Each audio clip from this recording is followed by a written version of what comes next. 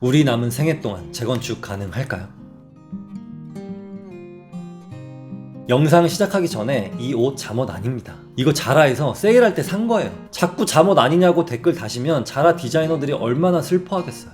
아닌가? 내가 입어서 잠옷처럼 보이는 건가? 그렇다면 제가 죄송합니다. 어쨌든 제가 평소에 입는 잠옷은 목이 축축 늘어진 티셔츠라서 여기에서 입을 수가 없어요. 본론으로 들어가 보겠습니다. 오늘 말씀드릴 내용은 신축 아파트 쏠림 현상이 가속화되고 있다는 건데요. 원래도 신축이 인기가 많았던 것은 사실이지만 과거에는 재건축이나 가성비 좋은 구축도 찾는 분들이 많았거든요. 하지만 최근 들어서 더 신축 아파트로 몰리는 경향이 있습니다.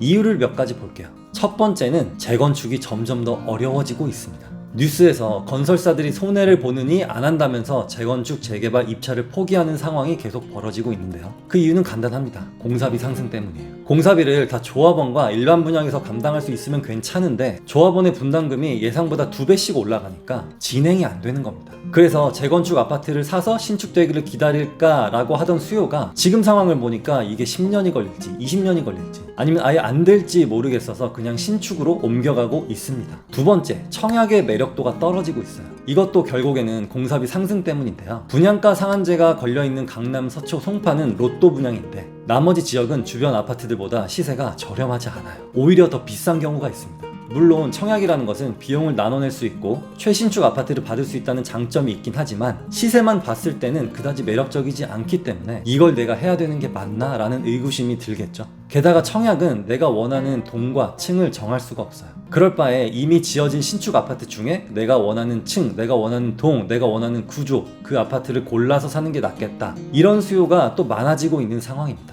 세 번째, 전세 수요가 과거보다 현재 신축으로 더 몰리는 경향이 있습니다. 과거에는 신축과 구축이 그렇게 크게 차이가 나지 않았다면 지금은 그 간극이 더 벌어졌어요. 신축이 워낙 커뮤니티가 좋게 나오다 보니까 그 만족도가 많이 올라간 거죠. 심지어 생활비까지 절감할 수 있습니다. 어떤 생활비냐면 헬스나 요가를 다니시는 분들이 사설 업체를 다니게 되면 몇만 원에서 몇십만 원까지 들죠. 그런데 단지 내에 있는 헬스장이나 요가 프로그램, 아이들 학습 프로그램, 카페 이런 것들은 사설 업체만큼 좋은 시설임에도 불구하고 뭐 달에 만 원이라든지 아니면 아예 무료로 제공하는 곳들이 있기 때문에 생활비가 오히려 줄어드는 그런 효과가 있습니다. 또 다른 차이는 주차장인데요. 구축 아파트들은 주차장의 폭이 좁아요. 그러다 보니까 문콕이나 기스 같은 게 생기기 쉽고 무엇보다 내리고 타기가 불편합니다. 하지만 신축 아파트는 주차폭이 상대적으로 넓기 때문에 주차하기도 부담스럽지 않고 타고 내리기도 편합니다. 요즘은 좋은 차들을 많이 타기 때문에 자기 차를 좀 아끼려는 수요가 과거보다 늘기도 해서 구축에서 이중주차하고 문콕 당하느니 그냥 신축에서 편하게 산다라는 니즈가 더 많아졌기 때문이에요. 네 번째는 지방에서 거주하시는 분들의 수도권 투자 수요가 많아졌기 때문입니다. 지방에서 거주하시는 분들은 알고 있어요. 10년 전에 사둔 내 아파트의 시세는 거의 그대로인데 서울이나 경기도의 아파트 시세가 훨씬 많이 올랐다는 거. 그래서 상대적 박탈감이 원래 들었었는데 그냥 어차피 이건 내가 그냥 깔고 있는 거니까 그러려니 했었거든요.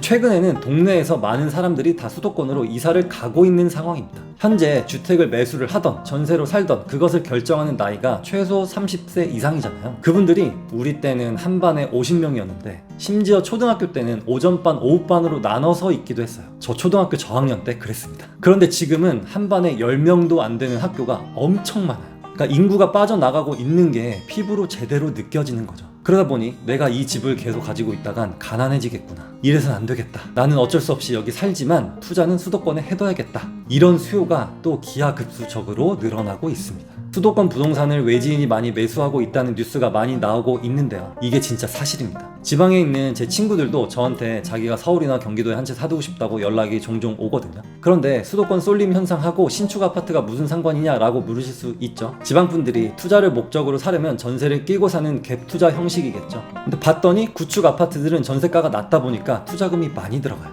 그런데 신축은 전세가율이 높다 보니까 투자금이 적게 들어가기도 하고 또 전세도 잘 맞춰진다는 것을 알고 있어요. 그리고 지방에서만 거주를 하다 보면 서울 수도권을 잘 알기가 어렵기 때문에 이왕이면 오래된 것보다는 잘 지어진 것을 사고 싶어 합니다. 그렇기 때문에 신축에 대한 실거주 수요, 전세 수요, 월세 수요, 그리고 지방분들의 투자 수요까지 몰리다 보니까 신축으로 쏠리고 있다는 게 현재의 부동산 특징입니다. 여기서 우리는 주의해야겠죠. 입지도 좋지 않은 신축이 입지 좋은 구축보다 비싸지면 그건 거품이고 그 거품은 반드시 꺼지게 되어 있습니다. 비슷한 입지에서는 신축이 당연히 더 좋겠지만 입지 차이가 많이 난다면 당연히 입지가 좋은 것을 선택하셔야 돼요. 이 점 꼭 유의하셨으면 좋겠습니다. 도움이 되셨나요? 여러분들의 멋진 경제적 자유를 응원합니다. 감사합니다.